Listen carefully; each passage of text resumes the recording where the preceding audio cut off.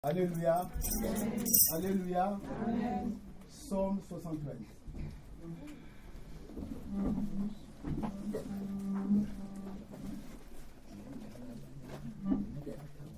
Et n'oublions pas Ésaïe 52. Ésaïe 52, nous devons nous réveiller et que nous devons prier. Tu dois t'élever, tu dois prier, bien-aimé. Personne ne priera à ta place. Tu dois t'élever dans la prière. Tu dois prier. On doit prier. L'heure est grave. Nous devons prier. Nous devons prier.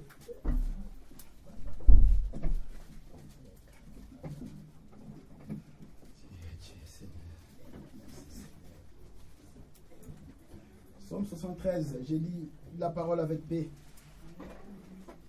Oui, Dieu est bon pour Israël. Mais nous ne sommes pas Israël, nous sommes à Sion, nous sommes à Valenton, nous sommes à France. Oui, Dieu est bon à Sion. Dieu est bon à Valenton. Pour ceux qui ont le cœur pur. Verset 2.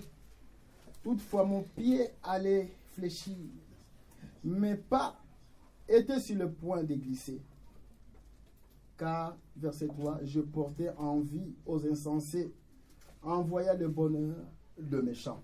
Alléluia. Amen. Alléluia. Amen. La convoitise. Nous sommes dans un monde où tu vois l'autre prospère, où tu vois l'autre s'habille bien, l'autre il a de voitures, tu convoites. Nous convoitons. Ça c'est Asaph, un serviteur de Dieu. Son pied était prêt. Il était prêt d'écarter sur la voie du Seigneur. Parce qu'il a vu le bonheur des méchants, le bonheur des insensés. Ils n'ont pas la paix. C'est une façade que nous voyons. Ils sortent la journée, ils font semblant comme ici, ils vont bien. Ils ne vont pas bien, ils ne dorment pas la nuit. Ils ne dorment pas la nuit, les insensés, ils ne dorment pas. Les méchants, ils ne dorment pas. Parce qu'ils ont tissé des alliances.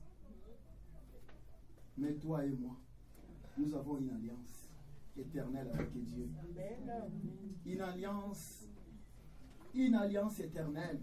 Parce que Dieu va dire à Abraham que tu dois te circoncire et que tu dois circoncire tout le mal. Ça, c'est une alliance éternelle. Donc nous sommes et nous marchons en alliance avec Dieu. Mais les méchants, ils ont tissé leur alliance. C'est pour cela, quoi qu'ils prospèrent comme ça, ils roulent dans des voitures que tu ouvres la bouche. Mais bien-aimés, ne suivons pas. Tout ce qui frappe à l'œil, tout ce qui brille n'est pas de l'or.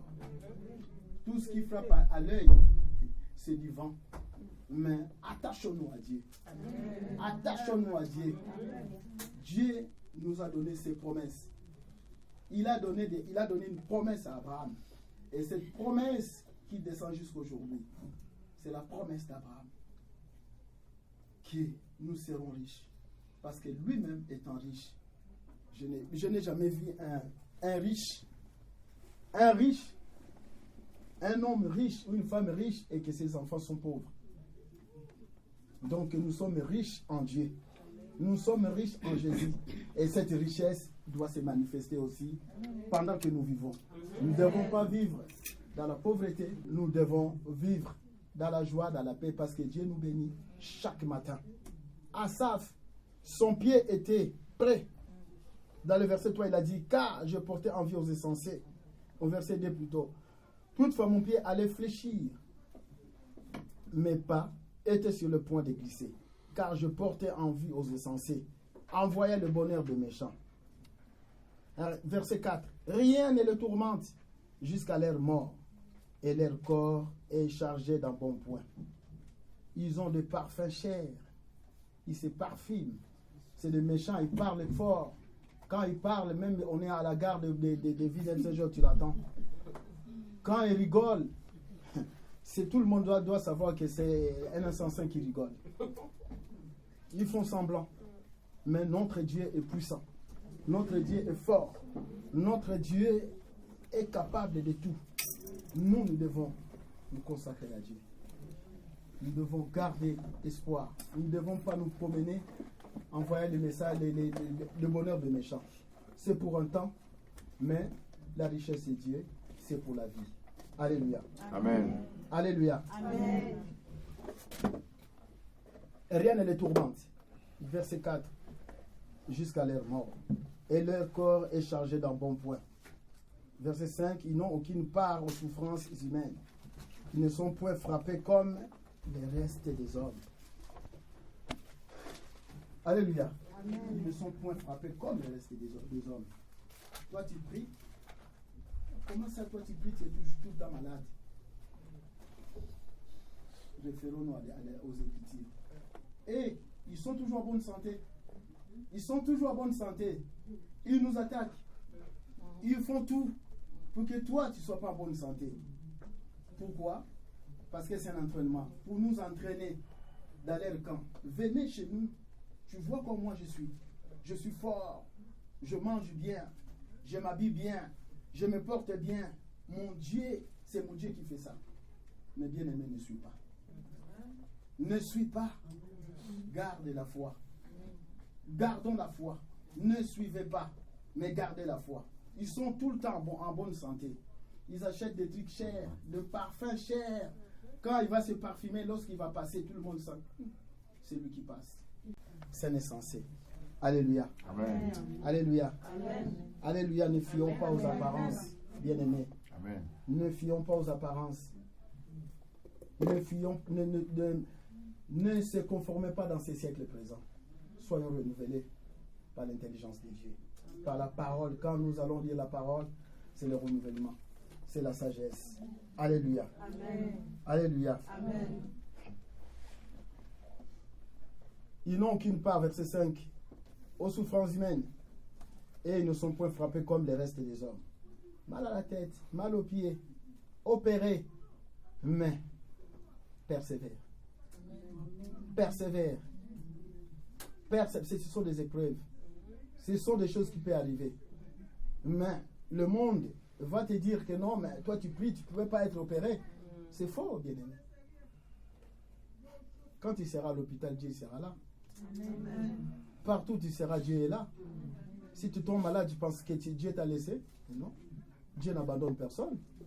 Surtout si quand tu marches en alliance avec lui, Dieu n'abandonne personne. Crois que Dieu existe et il est ton rémunérateur. Il est le rémunérateur de tout ce qui espère en lui. Dieu est présent. Dieu est vivant. Dieu voit. Il sait tout, il voit tout. C'est lui le Tout-Puissant. C'est lui qui a créé le ciel et la terre. On nous a vendu, Ésaïe 52, gratuitement. Nos parents nous ont vendus, bien-aimés. Nous ne rigolons pas là-dessus. Nous sommes vendus. Nous sommes vendus, mais battons-nous maintenant pour... Parce que Ésaïe 52 dit, nous sommes vendus gratuitement. Vendus où? Aux génies, aux sirènes. Comment tu peux sortir dans les mains d'un génie? Vous pensez qu'avec de l'argent, avec ton argent, mais non. Il faut qu'il y ait une puissance supérieure. Et cette puissance, c'est l'Esprit de Dieu. Et cette puissance, c'est la Bible. Cette puissance, c'est la parole. C'est cette puissance, c'est la parole que nous prêchons ce matin. Que nous devons nous conformer à la parole. Ne suivons pas. Ne touchez pas. Même à ses biens. Mais en travaillant. Dans ton propre fond, suaire. C'est là l'argent que tu peux faire quelque chose. Son argent, l'argent du méchant, qu'on est en train de lire, qui prospère, que le serviteur était même sur le point de le suivre. Parce que nous tous, on voit. Cayenne. Oh là là. Non, mais ne suivons pas tout ça. Tu peux acheter une Cayenne. C'est impossible. Tu travailles, tu peux acheter. Tu peux, si tu organises, tu peux acheter. Tout ce que tu veux, tu peux acheter. Tu peux acheter tout. Mais reste en alliance avec Dieu. Amen. Marche avec Dieu. Dieu, il dit dans Ésaïe 43, parce que nous sommes rachetés. Dieu, il dit, la parole dit,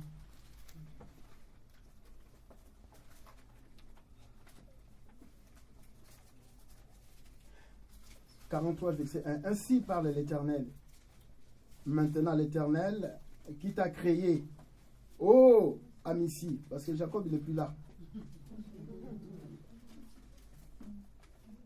C'est lui qui t'a formé. Israël, Jacob, c'est la même personne. Alléluia. Amen. Oh, Amici, ne crains rien, car je te rachète. Même c'est au présent. Donc Dieu te rachète. Dieu me rachète. On nous a vendu. Mais quand tu vis à Dieu, Dieu te rachète. Parce que lui, il est venu nous racheter. Il est venu mourir à la croix de Golgotha. Pour nous. Le rachat, il a versé son sang. Il a versé son sang pour nous racheter. Pour que nous soyons libres. Pour que nous vivons dans la liberté absolue, dans la liberté totale. Voilà pourquoi nous devons prier. Voilà pourquoi nous devons nous libérer dans la main des génies, dans la main des seigneurs. Il ne faut pas avoir peur de noms. Hein.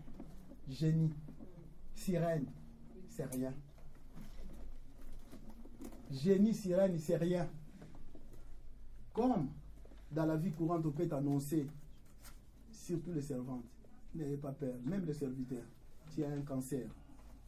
On t'annonce comme ça. La nouvelle, c'est la nouvelle qui te tue. Parce que tu as un cancer. C'est un nom. Tu as un Dieu qui est au-dessus des cancers. Tu as un Dieu qui est au-dessus de tout. Moi, on me l'a annoncé. Une fois que je sors de l'hôpital, je ne sortais pas, je sors du bloc opératoire, on m'a opéré du dos. 2 jours après, ils sont venus à 10 pour me dire que non, tu as un cancer. Je les ai regardés comme ça, j'ai dit non, je n'ai pas de cancer. Oui, monsieur, j'ai dit je ne l'ai pas. Alléluia. Comme ça en face, 2 professeurs et son collège. Tu as un cancer. J'ai dit cancer de quoi? Il dit sang. Ah, j'ai dit ok. J'ai dit je ne l'ai pas. Parce que moi je bois. J'ai dit je bois le sang de Jésus et je mange la chair tous les jours. Donc, je ne peux pas avoir de cancer de sang. Alléluia. Ne rigolez pas, prenez ça en sérieux. Ne rigolez pas, prenez ça en sérieux. Ils m'ont dit, moi j'ai dit je ne l'ai pas.